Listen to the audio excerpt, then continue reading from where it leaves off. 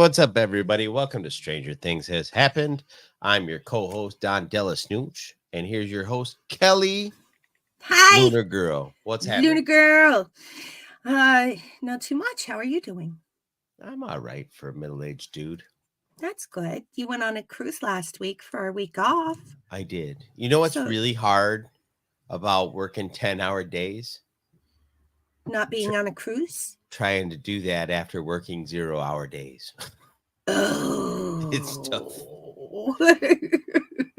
Yeah, you were gone for like what? I had 7 days off. 7 days off. And now you're back into Yep. it this week. That was the first time I had 7 days off in like 17 months. Right. So, coming back was a bit different. Absolutely. Well, I didn't do anything. I didn't do anything. Just a regular week for you? Just a regular week, yeah. But before we start, I just want to give a shout out, okay, to our friend. We both know him, Smirking Bear Studios, because after watching our last episode, he's never watched Stranger Things. He went and binge watched all the way up to where we are so he can join us on our journey. Fuck yeah. Woo, woo. Nice. So hell yeah. Shout out to Smirking Bear. You rock, friend. Yeah.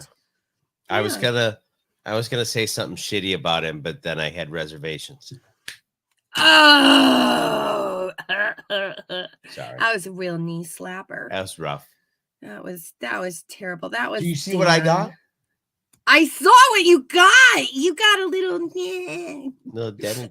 baby, so cute. And I see that you have your Stranger Things Pez dispensers. Oh, he is gorgeous. I do have my Stranger Things Pez dispensers up there now. And they came from Shanti and Josh from Pop My Culture when they went to Bits and Buttons. That's true. And I have been to Bits and Buttons. Oh my gosh, that's right. You went there last week when your cruise docked, right? Yeah, when I went into Miami. Yeah. we won't talk about that. There's no time for Dan today. No. All the hugs and all the hugs. So let's dive into this episode because I want to play Starfield. Of course you do. And we're recording it just so that everybody knows. We're recording on Thursday night. Don is playing Starfield right now, probably with my husband. Mm-hmm. Yeah, right. I'll be watching football though, so it's football season. We could play video games any other time. I have 3 other monitors in this room I can watch football on while I fly my spaceship. That is so hot. It's epic, like star level nerd. Dude, I admire you now. Yeah, well, you should. Yeah. Anyway, so this episode was like a full hour of non-stop, like snap, and I was like, there was like no time to breathe. I'll jump right into it. We're at the Russian lab, okay, and they're opening the gate to the upside down. Steve and Dustin start telling Robin and Erica like, oh shit, this is bad. And they turn around because they're up in the lab now. They turn around, they start running back to the room where they were, where Steve beat up the Russian. And Dustin's like, Steve, where's your Russian? Mm-hmm. And then all of a sudden you hear the alarm, beep, beep, beep. Alarm's going off. So they run back up to the lab because they have nowhere to go. They're running through, Hadron Colliders, trying to zap the wall.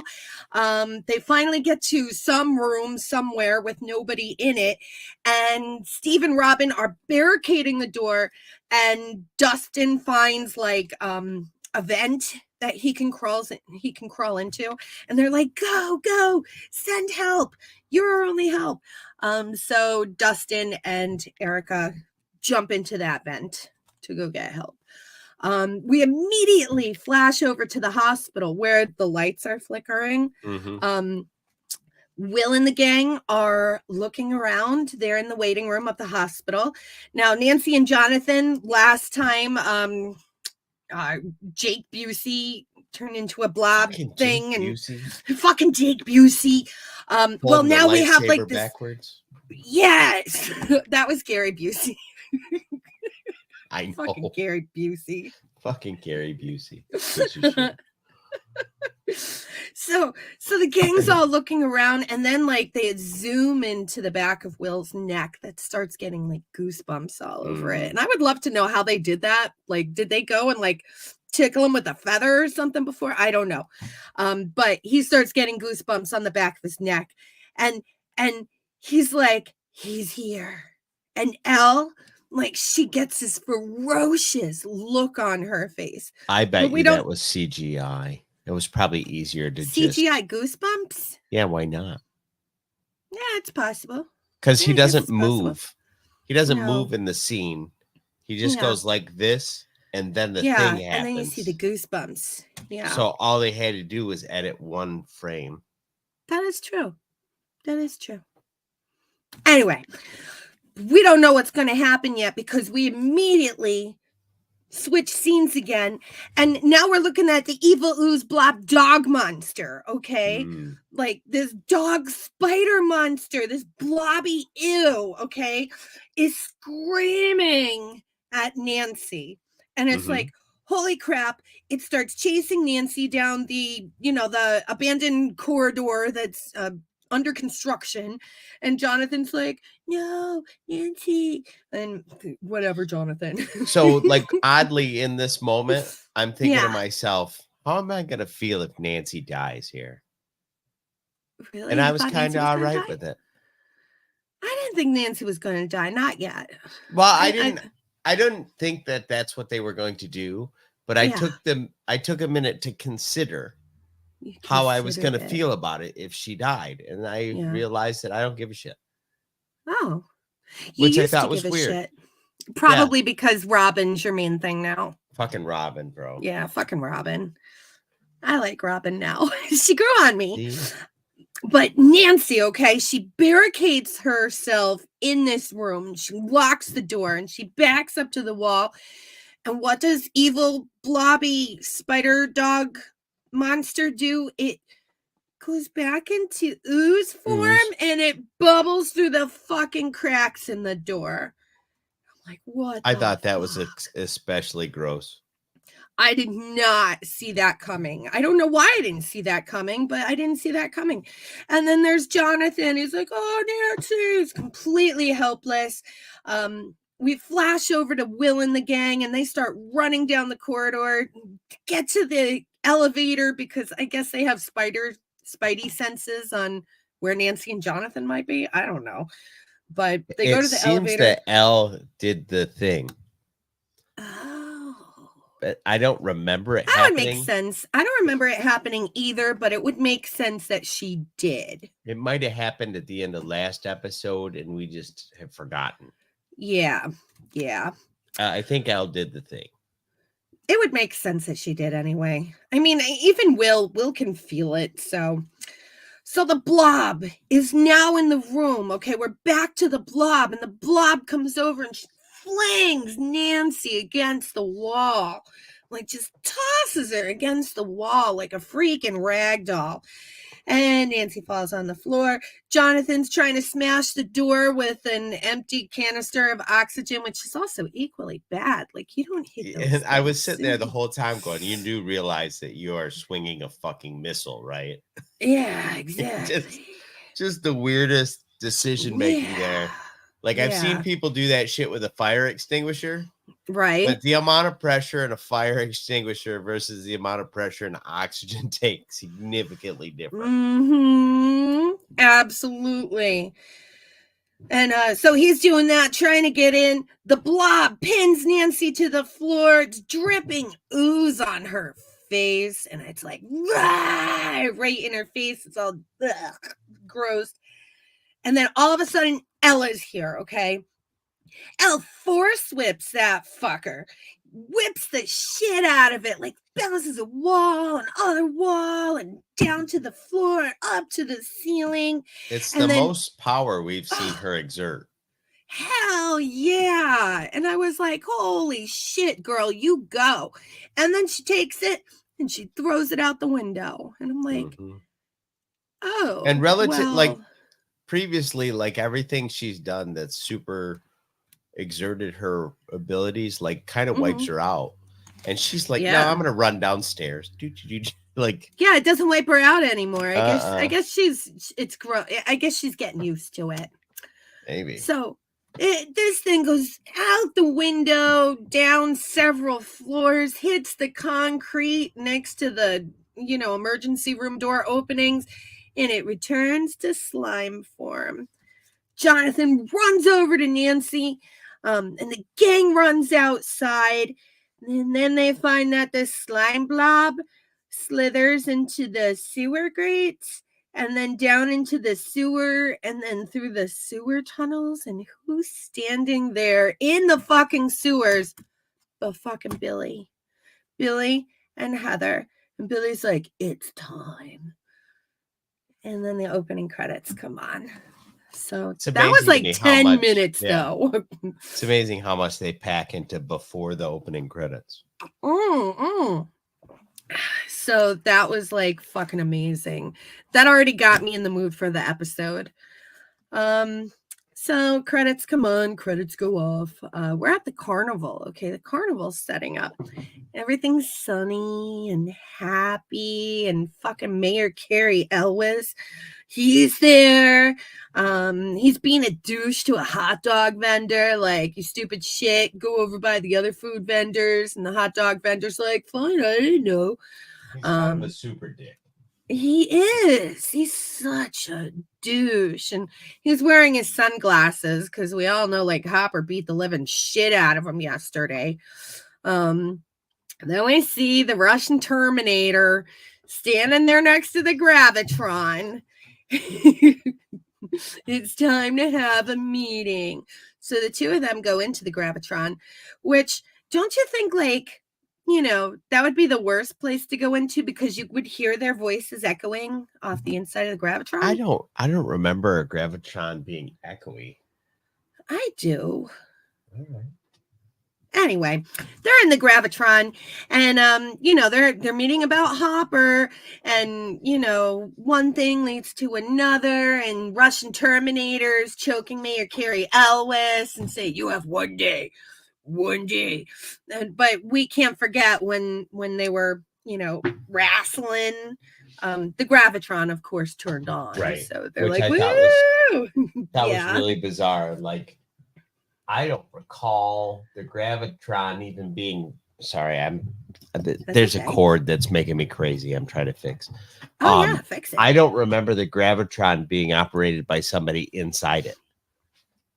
I do. He was in the middle, because the middle didn't spin, and they needed to be in there in order to see all the people, to make sure, like, if somebody threw up, if somebody's in distress. So yeah, they operated it from the inside in the middle. The middle didn't spin. I remember the middle didn't spin. Yeah. I guess in my head there's a DJ in the middle. There was probably a DJ in the middle too. Oh. They played awesome music in there. They did. It always had the best, like, the best jams were in the fucking. Yeah. And I guess they don't have Gravitrons anymore. Yeah, oh yeah, they do. They do? Yeah, fuck yeah. Okay. They had one at the fair this year. I drove by it and I was like, holy shit. Nice. Those nice. I used to love 900 degrees inside. Yes. Holy shit. Yeah, they were always hot. The zipper was the best. They put you in that little cage and flung you around like you were just fucking pizza dough. Hope for the I'm best. Cool. Well, I was cool with the zipper until I became an adult and saw, like, little bolts that used to fall off of it. And yeah, that's the best. I used to go in that. I could have died, You know what a fucking carny told me one time? What? He said that some of those guys actually take, like, loose screws and stuff. Yeah. and put them like in the cars just so that they fall out and scare the shit out of people. Dude, that is such a dick move. I mean, I don't know if that's true, worked. but that's what that's what one of them told me. Right. Unless they just told you that so that, they couldn't be held responsible in case like a screw really fell down. It legitimately, like, it was a unasked for piece of information. The dude was like, you know what I like to do? I was like, all right. Anyway, carry on with the episode. Anyway, so Carrie Ellis gets threatened. You have one day. We flash over to Hopper, okay, and he's still at the conspiracy guy's house, talking to Alexei, but he's like, Hopper went out for a food run, so he's bringing in old school BK, Burger King, and a pack of smokes. Yeah, right. The bag. The bag got me so excited. I was like, that's when a Whopper tasted like a Whopper. That's when a Whopper tasted like a Whopper. It was good too. And fries were still fried in animal fat. Right. 1985, they didn't have those things where it needed to be 100% vegetable oil or whatever the fuck they use now. So good. Now it's fully synthetic oil, which is super gross. So, in addition to the Burger King and the smokes, he brings a Slurpee because Alexei needs that Slurpee. And Alexei takes one sip out of it and he spits it out because it's strawberry and not cherry. And Hopper like throws him out because Alexei's like, I'm not gonna spill any secrets until you bring me my cherry Slurpee. So Hopper throws him out. Throws him the keys. Remember, Alexei's still handcuffed. So keys to the car, keys to the handcuffs. And he's like, get your own fucking Slurpee. I'm done with you. Right. And meanwhile, inside, Joyce is freaking out. Like, why did you do that? And Hopper's like, he'll come back. He's scared. He's more scared of them than he's scared of us. And conspiracy guys like he's leaving just as the Pointer sisters start coming on in the Todd father's convertible car. So stupid. We're doing the Neutron dance, as we're watching this happen. He's so confident that he won't leave, that he doesn't even get up. And then it turns out that Hopper's right. And Alexei gets all the way to the gate and then kicks it back in reverse and says, like, I like strawberry. I like strawberry too. So that was pretty funny. I like strawberry. Stupid Alexei. Now we're back to the Russian lab again, okay? We're in the vents with Dustin and Erica, and he's filling Erica in on everything that we know from the past 2 seasons, which is probably the last year and a half of Stranger Things world. Seems like every season's about a year. Yeah. I think it's a year and a half. I think it's a year and a half. Could be. Maybe. It just seems like at the rate that everybody's growing up, it's like this is happening every summer. Oh yeah. Or whatever. Yeah. So he's filling her in. They're trying to find a way. They've got like these massive fans that are spinning in the vent right now. He's trying to figure out how to turn them off. Erica does the math and says, at the rate we're going, it's going to take you 12 days. And Dustin's like, how'd you figure that out? And she's like, I'm good with numbers. And she's like, this times this plus this divided by this, blah, blah, blah, blah, blah, gives you 12 days. And Dustin's like, you're a fucking nerd. Yeah, that was fun. That was awesome.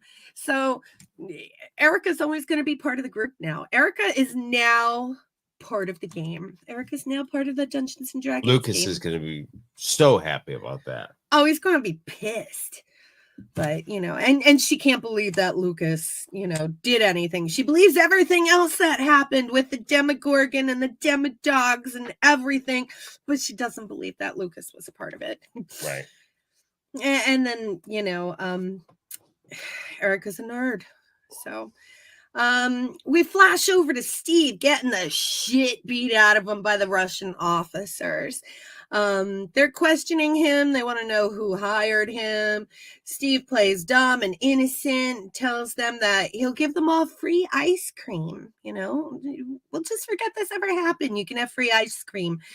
And then he laughs, they laugh, everybody's laughing. And then they go, bam, and Steve's sleeping. Good night, Steve. And they drag his lifeless body into a room at the same time as they're bringing Robin into the room. And they sit them down in these seats and they strap them together. They're all tied together now. They say, I think your friend needs a doctor. So Robin's like, yay, he's gonna get a doctor. But then like, ew, General gets like right in her face and like she spits right in that face. And I'm like, yeah, I would have done that too. She must be a little bit Italian because, Italians do that. But he did call her a little bitch. So like, fuck you. And then they leave. And Robin, you can tell it's the 80s too, because in 2020 they'd beat the shit out of her too. Yeah, right. Seriously. So now we're at Hopper's house, and Ella's in. I still can't remember what it's called. We call it the World Between Worlds, or the In Between. Is it the In Between? Sure, In Between's just as good as. Yeah, I feel weird calling it the World Between Worlds now because that is so big right now. And Ahsoka, everybody's going to think Ahsoka and think that I don't know what I'm talking about, but it's just a nickname that we made up. Well, so we'll just call it the In Between. There's the regular world, there's the upside down, and the In Between makes sense. The In Between. So Ella's in the In Between, okay? She's trying to find Heather and Billy. She's got like pictures in front of her and she's blindfolded, which doesn't make sense because if she's blindfolded, why does she have pictures in front of her? But I guess that's because I'm not telepathic, so I don't know. Out in the living room, because she's closed up in her bedroom, she needs some peace and quiet. Mike is freaking out in the living room that she might get brain damage, and Max is like telling him to chill the fuck out. Nancy's on the phone. She's calling different farms to see if any more chemicals were stolen or fertilizer. Lucas is sitting there eating Honey Smacks right out of the box, which is really funny because when my guy friends came over, and they wanted a snack, I used to throw them like a box of cereal. They'd eat it out of the box and whatnot. So that just brought me back. Yep. Jonathan's like holding the yellow pages and Will is just taking it all in.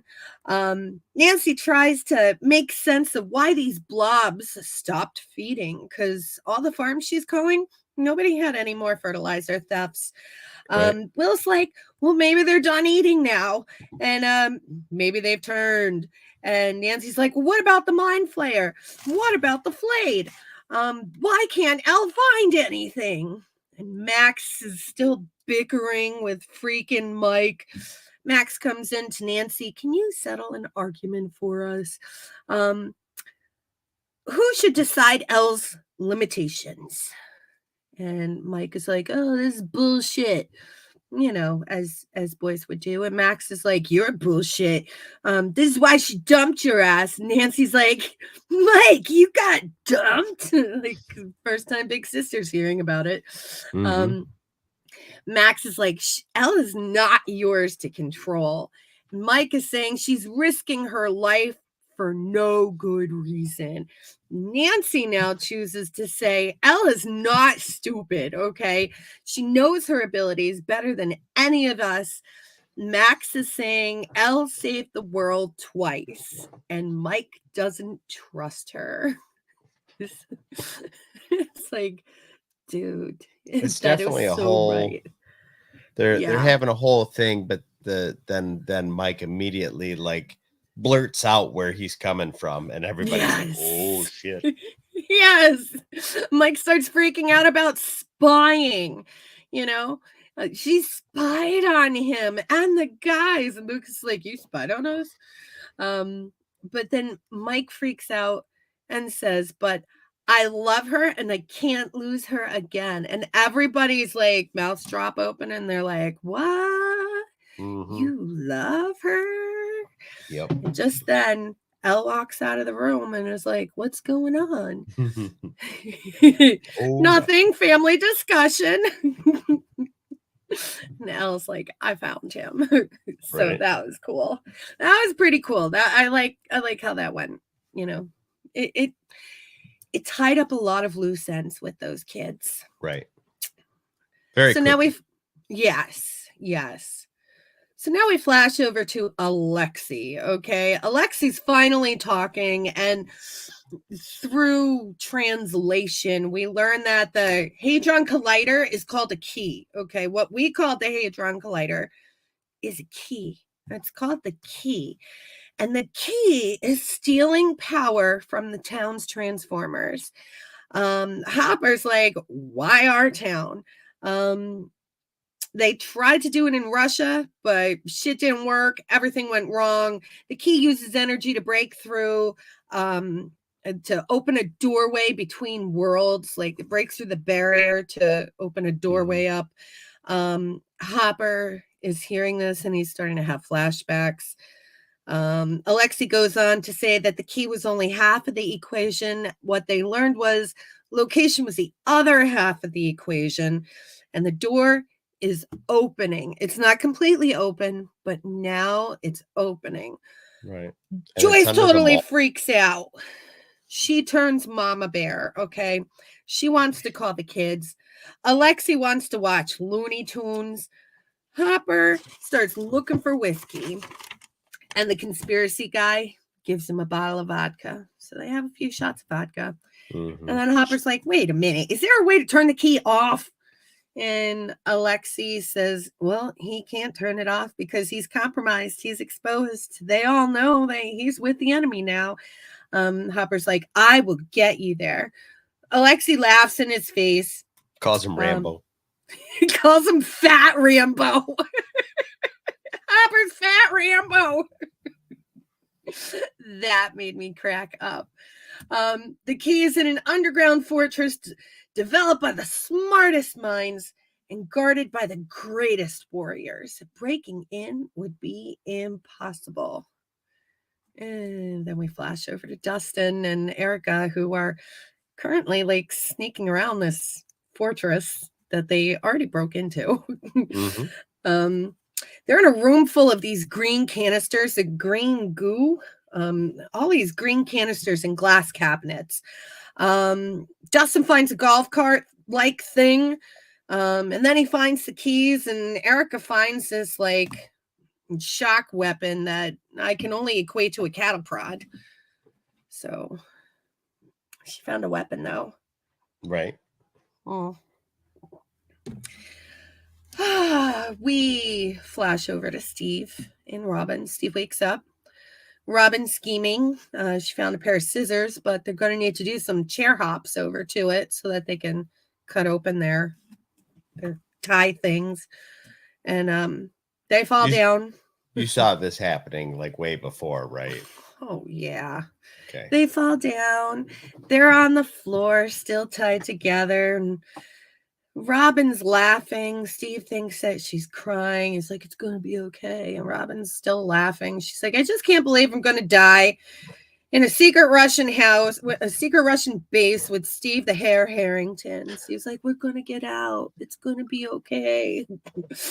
Robin flashes back to sophomore year. And this was the part that I was waiting for, to see if she was one of the hundreds of girls who had a crush on Steve. And it happens to be, yes, Robin was the loser, unpopular nerd who sat behind Steve on Tuesdays and Thursdays and remembered everything. Remembered that he was only late to class, remembered what he ate for breakfast. Like, and she says that she was totally obsessed with him and that he is a real asshole.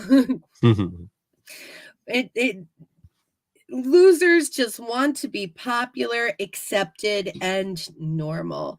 And Steve's like, you see, that's the thing. None of those things don't even fucking matter, you know, and you don't realize that until you hit bottom. Right. Nothing of that matters. Nobody's happy in school. Nobody. And it doesn't matter. Once you graduate, Mr. Popular, you're nothing all over again. So then they talk about what could have been if they knew each other in high school and how things might have been different today. Steve likes being her schmuck. So I'm like, aw. Maybe they will get together. They'll get together. They've been foreshadowing this the whole season. Yeah, telegraphing it for sure. Yeah, Steve's like, well, I like being your schmuck. And then the Russians walk in, and they inject Steve with some blue stuff, like right in the neck, saying that it's going to help them tell the truth. So we're back to Elle again. Ella's in the in-between, and she's watching Billy in his room sitting on his bed. She says that Billy wants them to find him, but it's a trap. Elle flashes back to the Lucky Charms rainbow and into the rainbow room, and it just has a series of flashbacks again. The thing her mom did.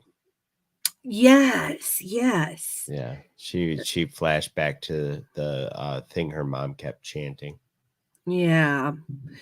And then she's like, I know another way to find him. So Mike doesn't want her to do it, of course, and Ella's like, I need you to trust me. And Mike's like, oh, okay, I trust you. So maybe something's sunk in, like after Max and his sister yelled at him. Elle grabs Elle's in the in-between, and she sees Billy, and she walks up to Billy and she calls his name and grabs his hand, and she's like, I want to see what happened. Billy grabs Elle's arm, and we think bad things are going to happen, and it looks like Elle is falling backwards, and when she lands, she's on a beach. And she's still in communication with everybody on the outside, telling them what's going on. Mike's like, are you okay? Because, Elle was a little upset. She was scared. Elle's like, I'm okay. I'm on a beach. There's a pretty woman. Like, she was a beautiful woman. And, she was a mom, and her maybe 6-7-year-old son is surfing for the first time. What did I write here? I wrote Belly, but I don't know why I wrote Belly. No, I wrote Billy. It's baby Billy. It's little kid Billy. And his mama. And his mama. And it was like so sweet and so loving. And then we see another memory. It's Max. And Max says that's one of his memories. And Elle sees the source. It's this gigantic hurricane-like storm, like dark, tons of lightning at the under end of the beach. So she knows where she has to go. So she starts walking down the beach. While she's walking down the beach, we flash over to Hopper. Hopper calls a secret number. And I don't know where they're getting at with this part. And I should have. But I think it's the military group that helped the last time. It is. Because they answered the phone, Philadelphia Library. Yeah. He asked them to relay a message to Dr. Paul Reiser.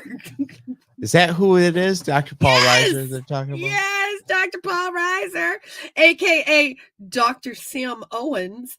But yeah, fucking Dr. Paul Reiser is coming back. So we might see him next episode. Yeah, he's mad about you. I see what you did there. That was a good show. I really loved that show, Everybody loved that show. I love that show. I don't think Chris liked the show. He was too much into Seinfeld. I didn't love Seinfeld. I didn't either.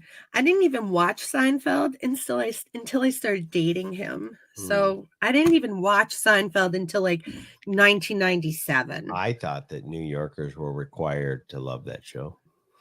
Not me. Okay. Not me. Anyway, so message Dr. Paul Reiser ASAP. There's the conspiracy guys freaking out that, you just gave him my number. It's an unlisted number. If you're on for longer than blah, blah, blah seconds, they can trace you.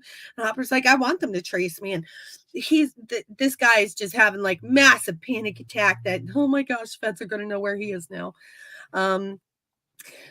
So Hopper does that and he sits down and like Joyce is like, what are you doing? And he's like, and now we wait. And Joyce is like, ferocious Mama Bear now. She picks up the phone. She calls him back.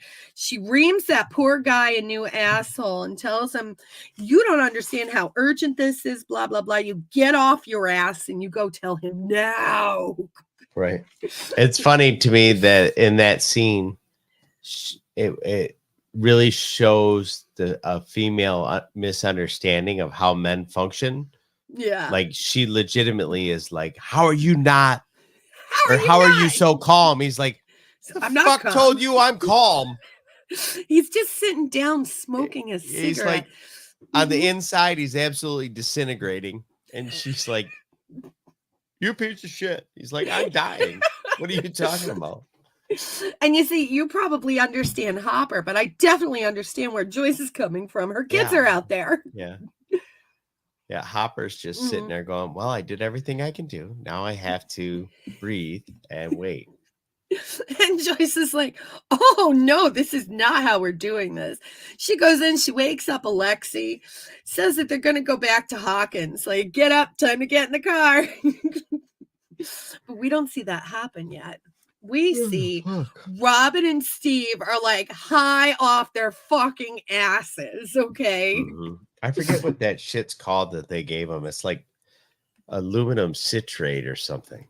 I have no idea. All I know is that it was blue stuff, and now they are fucking high. They're all giggly. The Russians come back in to question them. Who do you work for? And Steve's like, Scoops.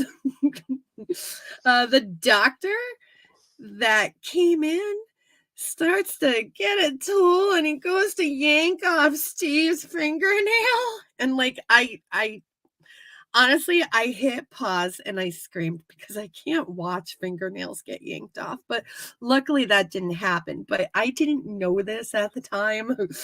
So that's where I broke out in yucks. I hit pause and I ran out of the room because like, I can't watch this. Sodium pentothal. Oh, isn't that what they inject? That is one of the chemicals in lethal injections. Yeah, probably. No, it is. It's definitely one of the chemicals. I can't remember all three, but that's one of them. If I heard them, I'd know. I'm a nerd. I know stupid things like that. Anyway, so Robin tells him how, okay, I'll tell you the truth. Your stupid guy was blasting your code all over the fucking town, okay? And us kids cracked the code within a day. And this captain or chief or whatever he is in the Russian army, I don't know what they call him, the KGB guys. He's like, what? Then Steve starts saying, and Dustin, he knows too, he's going to show up with Hopper, and Hopper's going to call the cavalry, and you guys are going to be toast. And he's like, oh, is that so? And Steve and Robin are laughing. And right at that moment, the alarm sounds again. It's like you saw the look of oh shit glaze over the officer's eyes. They go running out. Not Steve and Robin, they're still tied together. But all the officers go running out, and they go down the hall and around a corridor, and they see they where green ooze sizzled through the floor. So Dustin and Erica must not have gone for help. Dustin probably did what Erica wanted to do and rescue Steve and Robin. Because all of a sudden Dustin barrels in the room with the cattle prod, and he shocks the hell out of the doctor. And He's like, Steve and Robin are just giggle fits. And he's like, get ready to run. Now, this is the first time Dustin's ever killed anybody. Yeah. Do you think it killed him? Fuck yeah. You take a cattle prod and you shove it right next to a dude's heart. Yeah. That guy died. So here, this is lethal injection. Yeah. Midazolam to sedate. Vicronium bromide to paralyze, and potassium chloride to stop the heart. Well, what did they use sodium pentothal for? To fucking make people talk. It's a psychoactive drug that's used to make people talk. Well, I apologize then, because I seriously thought they used to use it as one of the chemicals in the lethal injections. Well, good. I'm glad you apologized, because we were all aggrieved. Yeah, well, I always admit when I'm wrong. So yeah. I even wrote a book. Yes, but I hands down, I don't think that old man survived taking a cattle prod to the heart. I would be, Seems unlikely. Yeah. You're probably right. Yeah. So it was Dustin, right next to his heart, wasn't it? Yeah. Dustin's a Russian fucking murderer. But then again, people survive with lightsabers through the stomach now. So you never know. Yeah, sure. Sorry, Brady. Yeah, Brady doesn't watch this anyway. No, he doesn't. Don't make anyway. So we're back to Elle on the beach, okay? And she gets to the storm, okay? And she's seeing upside down dust floating around her, and she's just like trying to grab it. And we see Kid Billy, and this like kind of broke my heart a little bit. Kid Billy, his dad, Mr. Nice Dad that married Max's mom, he was a fucking evil. But we already knew that. Shell of a man. I didn't know that. Fuck yeah, he beat the shit out of Billy earlier. Yeah, but we see him beating the shit out of like fucking Billy's mom. Yeah, but they already talked about that. Well, she was a whore. She wasn't a whore. She probably wasn't a whore. But anyway, he's yelling at Billy, calling him a pussy of a son. Kid Billy like runs. Ella's following him. We see a new memory of his mom getting beat by him now. That's where the beatdown memory comes from. Billy's trying to save her and stand in front of him and save her. We see swirling memories in the storm. Him crying on the phone for mom to come back home because, mom left dad. We see teen Billy fighting in a fist fight. And what a piece of shit mom is. Yeah, she didn't even take him with her. Yeah, to leave her son there with a monster like that. Yeah, seriously. I would, as a mom, no, you don't do that. I stopped having sympathy for Billy's mom right then. That's exactly. We see Billy meeting Max for the first time, and Elle finally gets to the center of the storm. And the center of the storm is that steelworks mill.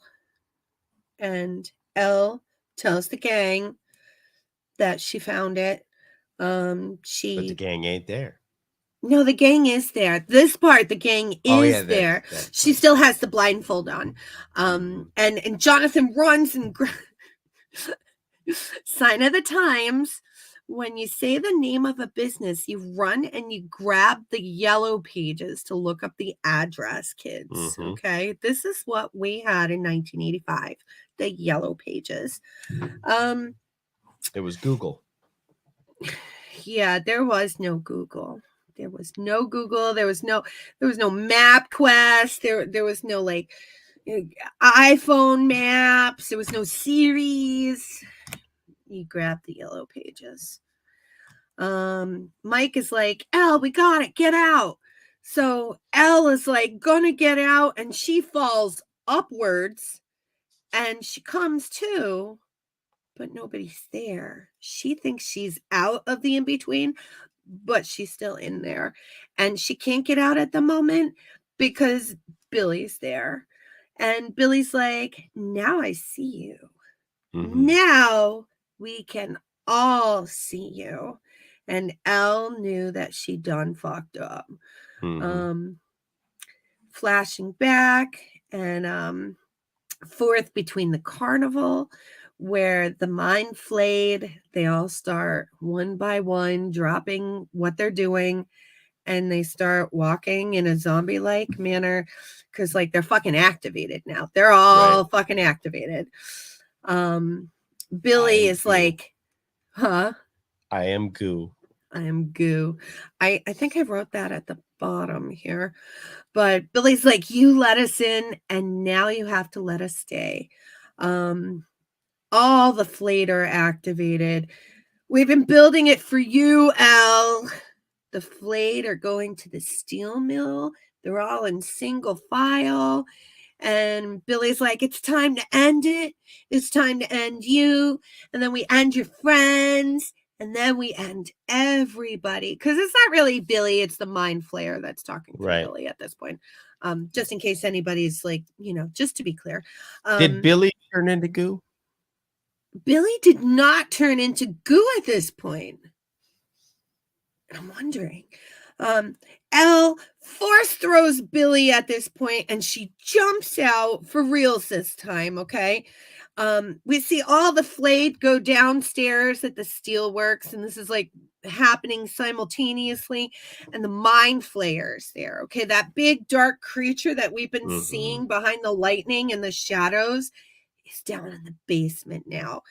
And then like Heather comes first, and she's like, bleh, falls like right in front of him. Gross. Bleh, she's a puddle of fucking goo. Okay. This whole thing's been so gross.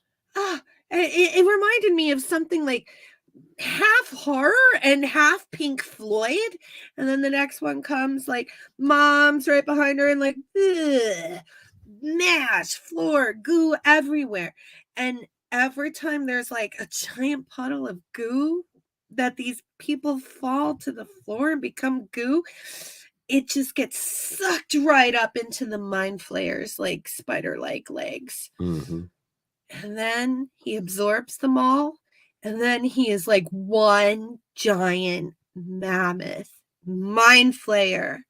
Goo. So gross. The whole thing was so gross. The whole thing was so gross. Last week in the chat, not last week, 2 weeks ago in the chat, we had a very hopping chat 2 weeks ago, except we had one troll who started giving spoilers. Oh, yeah. I remember I had to make Shanti she's a mod now. Shanti is our blue wrench bitch now, because like I actually texted her privately and I'm like, are these spoilers? Do I need to wrench this guy? And she's like, wrench his fucking ass. I'm like, so just like if you're watching us for the first time, please don't spoil it for us, because we do this one episode at a time. Once every 2 weeks. We used to say that at the beginning of the show, and we've gotten away from it. I'm going to write me a note right now for next time. Because whoever that was could have possibly not known that up front. It's true. I'm not making an excuse. But I write it in the chat when I'm talking to the chat. So I do write it in the chat. But maybe he didn't know it. But yeah, friends, don't spoil it for us. No. Because we'll have to wrench you. And we don't want to wrench you. We want to watch it with you. Like Bear. Yay, Bear. So that's everything, John. And we still have 10 minutes. I don't know if you want to end it early. Well. Yeah. How many more chapters we got this season? This was 6. Don't we have like 7, 8, and 9? Or just 7 and 8? I don't think I looked. Yeah. And we're going to have a discussion. Like, since originally we were going to do this every 2 weeks and, take maybe a couple weeks in between season 3 and season 4, and then do it every 2 weeks and skip over a few holidays, and we'd be right there when season 5 starts. And because of the writer's strike, I don't know when season 5 is coming. So we're going to have to talk about, like, maybe do a hiatus between season 3 and season 4. This is an 8-episode. So we have season. 2 episodes left. So I think that what we should do is between season 3 and season 4, maybe we'll take like 2 months off. And then that'll give us season the holidays. 4. Season 4 is 9 episodes. So there's another 4 months.